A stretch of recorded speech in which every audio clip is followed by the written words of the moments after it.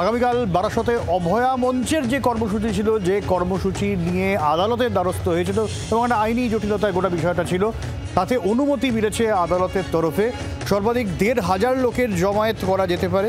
অতিরিক্ত জেলা শাসকের সামনে জমায়েত হবে এমনটাই নির্দেশ আদালতের। দুপুর ২:৩০ থেকে বিকেল ৫টার মধ্যে কর্মসূচি শেষ করার নিয়ম বেঁধে দিয়েছে আদালত। এবং একই সঙ্গে বিচারপতি তিনি রাজ্যের আইনজীবীকে উল্লেখ করে বলেছেন যে আপনারা গণতন্ত্রের সাথে সংঘাতে যাচ্ছেন। আগামীকাল বারাসতে অভয়া মঞ্চের কর্মসূচিতে অনুমতি দিল আদালত।